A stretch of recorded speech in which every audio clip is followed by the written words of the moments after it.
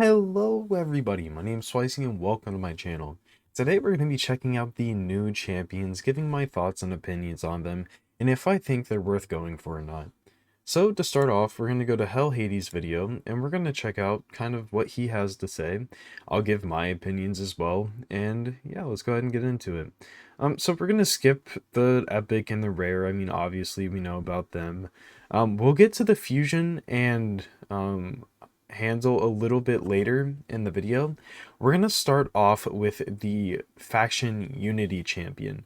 So let's go ahead. I'll let him talk and then I'll give my thoughts on it.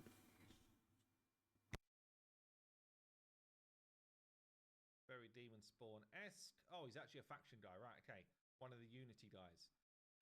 This banner is very sweet on the back here, liking that. Chains wrapping around him, skulls all over the place. Yeah, I mean, the design is very awesome, Sword. I do have to say. Ah, look at that sword actually. Really good work on the sword. Love that. So attacks an enemy. Each time this skill is used, permanently increase the damage inflicted by this skill by 10% up to 100%. So you can get double the damage out of the A1 over time.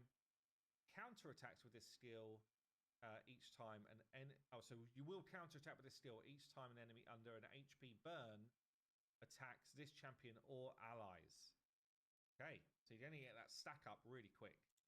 Alright, so something to point out here is that this skill is immediately going to be very strong in both Hydra as well as some arena teams. If you're forming it around, let's say, Gizmak or Sulfurion, a super strong skill here because you can run this in like a go second team, as I mentioned, with a champion like Gizmak, and then this will just continue to pile up and pile up. You could even run him in like 6-piece stone skin or something and just have that damage pile up to where his A1 is just smacking, taking people out of the game, and then synergizing with his the rest of his kit, and we'll see that in just a second. Interesting. E2 AoE puts a fear out there for 2 turns. This debuff cannot be resisted if they're under a burn. Alright, so he just kind of skips through that one. I do think it's important to talk about here. So attacking all enemies on a 3-turn cooldown. Now, he is placing a fear, which isn't that good. Fear's kind of pointless, really. If it's not a true fear, it's like a 30% chance of proccing, and it's making it not resistible also makes him a target of polymorph and things. So honestly, I feel like without the fear and just making it something else, like resetting their turn meter or something, would be much better. But this alone it's an alright skill, and really what matters is how hard it hits for. For 2 turns. This debuff cannot be resisted if they're under a burn. And then double hitter here on the A3. Damage inflicted by this skill increases by 10% for the turns left of any HP burn, up to 100%. I don't think I've ever seen burns stacking up to 10 stacks, but maybe he does it. Let's see. So faction unity stuff here. One other demon spawn in the team. Damage received by this champion decreased by 50% if this skill is not being used. Wow, that's such a massive amount of damage reduction. If there's 2 other demon spawn each time an HP burn is activated, 50% chance to decrease the cooldown of this skill by a turn. What is the cooldown? 4. Okay. And then if the target is under a burn, this attack will ignore stone skin, unkillable, block damage, basically anything that protects someone. Interesting. Okay, so he kind of likes to glance over these things, but I really want to talk about it to you guys. So a double hitter attacking one enemy 2 times, the damage building up for each HP burn out there and how long it's going to last for. So if we think about it, you put out an HP burn and usually it's a 2-turn, sometimes it's a 3-turn, which means if there's 4 champions, that's going to be 8 turns in total, which means 80% extra damage just straight up on this skill. Just a flat out 80% extra damage if running with an HP burn champion, and then running him with a 1 ally will then make sure that you're taking 50% less damage. That means stacking with Duchess's passive you're going to be looking at, from AoEs at least, like a 70% damage decrease from enemies' damage, which is insane. Now, with 2, you're going to be looking at a 50% chance to decrease the cooldown every time an HP burn is activated, which is, I mean, it's very strong, but at the same time, it's kind of weird. I could say, like, if you're running Gizmak, that's the perfect champion for this, besides him not being in the faction itself. Because there isn't too many PvP-based champions in Demon Spawn that place HP. There isn't one that's arena based that places HP burn. So you can't really get this 3 faction allies without using a champion that's kind of meh in arena. But if you're just using the one, stacking him with Duchess in live arena or just arena in general could be very, very strong. And then if you do have that 3 faction allies and you have a way to get HP burn out there, you're ignoring everything, which is insane. I wonder if this hits really hard. We've then got a passive surge in demon fire. Whenever an enemy receives a buff or has their turn meter increased, 50% chance to place a burn on that enemy. So that's how we're getting everything else activated. If the enemy's already got a burn, 50% chance to instantly activate it. And if there's one other demon, this is irresistible. So that means that this is irresistible and this is. He doesn't need accuracy anywhere else. Alright, so besides the weird face we paused on here, whenever an enemy receives a buff, has their turn meter increased, or, well, either of those, has a 50% chance of placing an HP burn, which then makes getting that 3 ally bonus insanely easy and insanely strong. This means that running him against an Armand's team, running him with, well, against any team really, you're placing this, and if we look down here, HP burns placed by the champion cannot be resisted or blocked. So you're guaranteeing yourself that HP burn when running him with any faction ally. Then that means you can run him with Duchess, Carnage, and let's say Kymar, I guess would be a really solid one. You throw all 3 of those in there. Now he's going to be, 1, increasing the ignore defense each time that one activates from this guy. So let's say all 4 champions get their turn meter increase. Let's say 2 of them get the HP burn. That is going to be 10% ignore defense. And then a block revive on champions that are, oh my goodness. Yeah, that is insanely strong, guys. And then let's go ahead and skip. Oh, does he not show the aura? What? Alright, I'm not sure what the aura is, but let's go ahead and head on over to the next champion. My initial thoughts on what's his name here. Volcanos? Whatever, however you say that. He looks insanely strong. Let's head on over to the next champion here. Let's get past him just looking at the champion itself. Let's take a look at the kit. First form, very fast, 112, good stats. So we've got attacks an enemy, steals 10% turn meter, and an additional 5% for each debuff on the enemy. So you can get a ton of turn meter steal, not just reduce, steal their turn meter. Also a chance of placing True Fear on them. We've got steal all buffs from all enemies. This goes to a 3 turn. Decrease each target's turn meter by 10%. Decrease each target's turn meter by another 10% for each debuff. Instantly activates any poisons. And sleeps them if they don't have poison. Alright. So with this skill, well, the A1 here, it's pretty strong. I mean, it's kind of just feeling like it's feeling like begging to get polymorphed, honestly. Placing that fear can be amazing, but it could also be the reason that the champion then becomes unusable. And then the A2 here steals all buffs from all enemies, decreases their turn meter, an extra for each debuff on them, instantly activating poisons, and then placing sleep. So, That is an incredibly strong skill. Do keep in mind that it's only placing sleep if they don't have poison, which is a good thing because if they placed it with if she placed it with the poison, it would be useless. So good job, Plarium, for thinking about that. On a 3-turn cooldown, a beautiful skill. Kymore-esque, but even better, and that's phenomenal, guys. We love to see that. We love to see similar skills to older champions that are really strong, and bringing them into new light. Each target's turned me to buy another 10% for each debuff. Instantly, damn.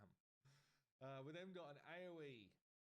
Puts decreased defense and weaken on everyone. And fills ad turn meter by 20% on a 3-turn. So huge. Yeah, I mean, he said it himself. So huge on a 3-turn, ignoring the resistance as well.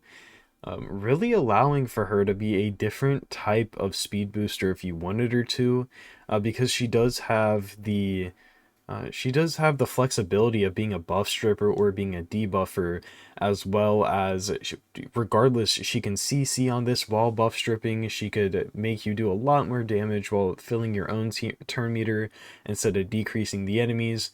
Very good base speed. I mean, fantastic kit so far. Let's keep it moving. Absolutely ginormous. Just think, basically doing 2 jobs in one extremely well with that skill. Wow, this champ is nuts in support form. Right, passive here.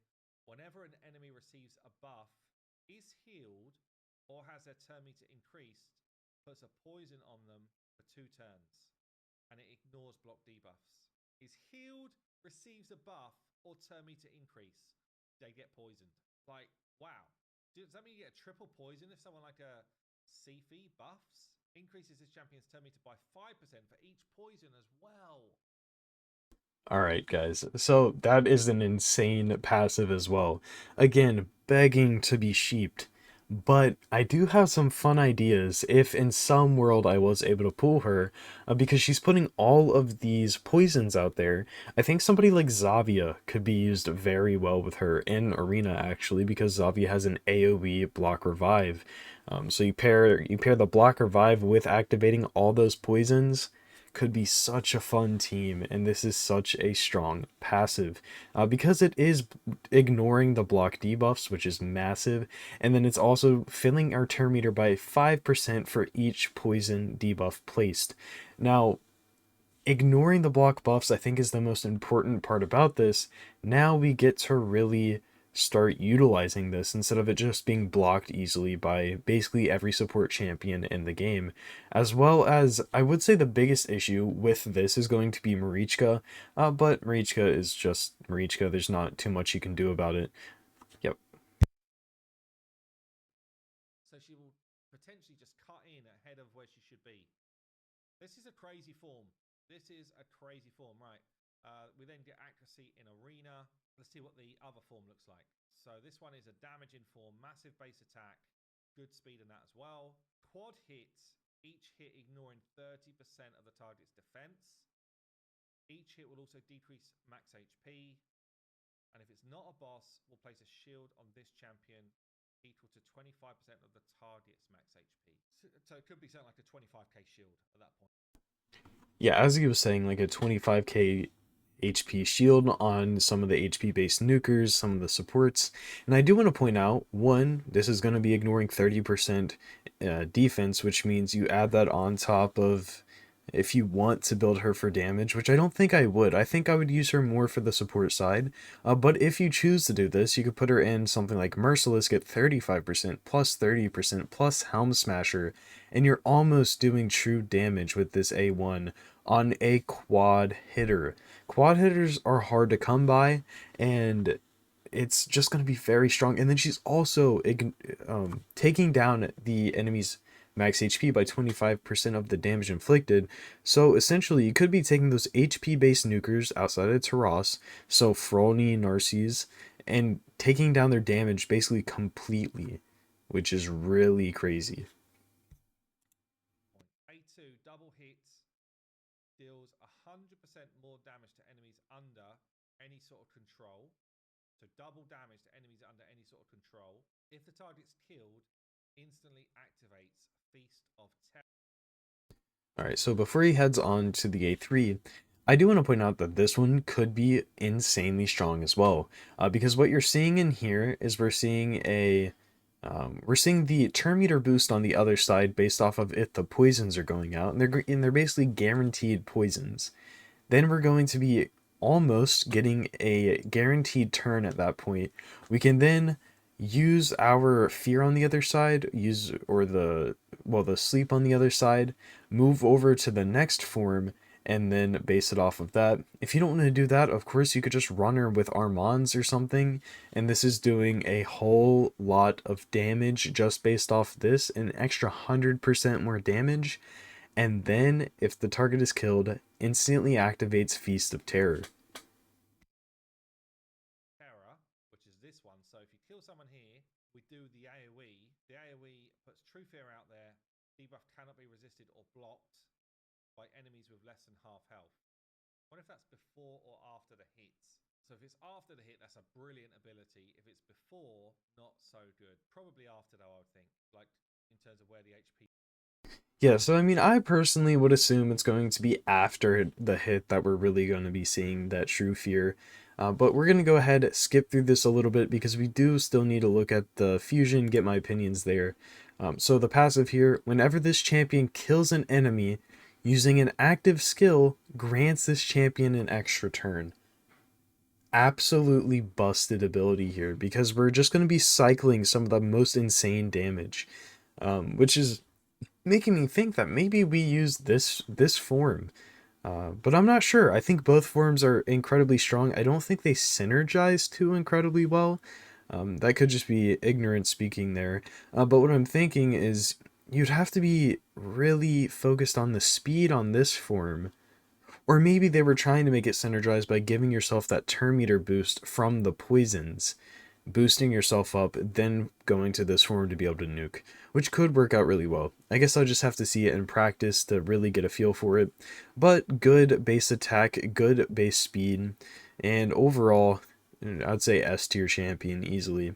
Now, on to probably one of my favorite champions of this. I love all three of these champions here. Volcanos, Nell, and then this guy right here seems like so much fun. I did look at his kit beforehand. So the A1 attacking one enemy 2 times, increasing damage by 5% for each debuff on the target. Each hit has a 50% chance of stunning. Could be another thing of polymorph, but it's only the A1, so I'm not gonna be too worried about it. The A2 Glimmer Force attacks one enemy 2 times. The damage inflicted by the skill increases by 10% for each 10% HP this champion has lost. If the target is under 2 or more buffs, will also ignore 35% of the target's defense and then grants an extra turn if this kills an enemy. A broken skill here for sure. If we're running him with kind of like a Leo here, running him in Fury or something, he could be one of the hardest hitting champs in the game. And then the A3 on a 4-turn cooldown, we have attacks all enemies, ignores increased defense, strength, and shields. If this attack kills at least one enemy, decreases the turn meters of all enemies by 50% and can't be resisted. So guys, what I'm thinking here, we go A2, we kill somebody, we come over here, or yeah, we come over here, we get that, if I believe, yeah, we get that extra turn with the A2. We then come back over to the A3. Oh, well, wrong thing here. We come back over to the A3, we get that turn meter knockback, and then the rest of your team basically just gets to go. So if you're running him as a very fast nuker, I think he's a fantastic option. Great base attack. I mean, I would say like middle of the road base speed, not bad by any means, but not insane. And then the passive Golden King increases this champion's attack by 5% for each active buff on the enemy team. This is more percentage damage. This is more boosting your damage up by obviously a lot, because let's say you have 3 buffs. Let's say Suiceyy goes on the enemy team, 3 on each of the enemies. 3 times 5, 15 times 4, 60% damage just if a Suiceyy takes a turn. And then the active skill prevents this champion's death and keeps them alive on 1 HP when hit by a fatal hit, places Stone Skin on them for 1 turn, then instantly activates the insane AoE skill, and then that doesn't set it on cooldown.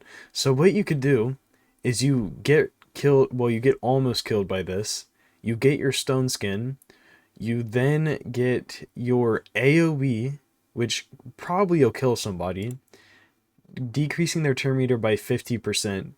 You'll then get your turn afterwards, and then moving into the A2 again to then cycle to the A3. That's insane. That's 100% turn meter in hopefully absolutely disgusting damage. I'm so excited for this guy. Let's head on over to the video about the fusion champions themselves, specifically Gredle, that I want to focus on, and I'll give my opinions on her. Alright, so now we're on Scratch's video. We're not gonna listen to him talk too much, just because we've all probably seen the skills off of Gredle. If not, A1 basically places a decreased defense 50%, well, 75% of the time, on a single target. If Hansel's in there, it's an AoE, and hits again if they're under any buffs, which on paper sounds really strong if you're pairing her with Hansel. The A2, Sacred Ritual. Well, no, this is the A3. My bad. We skipped the A2. It attacks one enemy 4 times. Each hit ignoring 10% of the target. Well, it's ramping up, ignoring defense. So you go from 10 to 15 to 20 to 25. And resets the cooldown of the skill if it kills an enemy. And boosts the turn meter by 50%. Very strong skill there. The A3, attacking all enemies, decreasing the turn meter by 25%. If Hansel's on the same team, decreases by 50% instead, can't be resisted. And then fills this champion's turn meter by 20% for each enemy alive after the attack. The passive here fills this turn meter by 50%. Well, no, fills this champion's turn meter by 50% whenever an enemy is granted an extra turn. If Hansel is on the same team, also fills their turn meter by 50% whenever an enemy is granted an extra turn. Kind of weird. I mean, I guess it's trying to counter mythics in a way. I'm not sure. And then the active skill, if Hansel's on the same team and is killed by an enemy, instantly activates the A3. Good base attack, okay base speed. Overall, okay.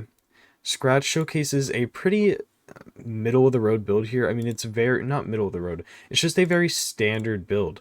5k attack, 245 crit damage, 216 speed. Amazing work here, Scratch. Really good build to be able to show everybody the true power of the champion.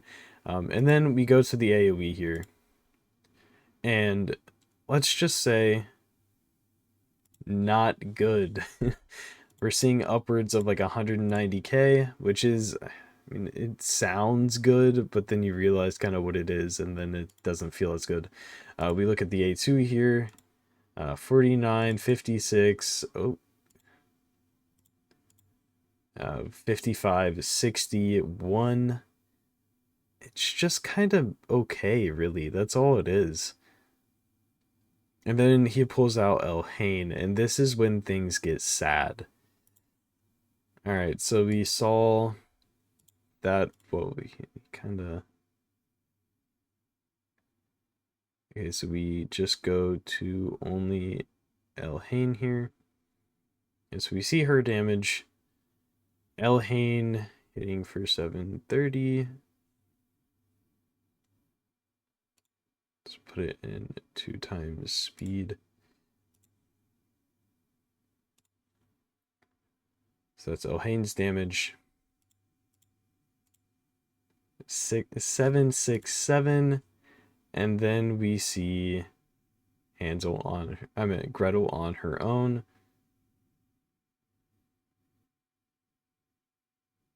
And 686. She's bad. That's all it is, guys. She's just a bad champion. I hate to see it. I hate to say it. I wanted Gredle to be amazing. I loved the character design. I loved the skill design. But just a bad champion. Can't do damage, and even in Hydra doesn't do that well. Spoiler alert.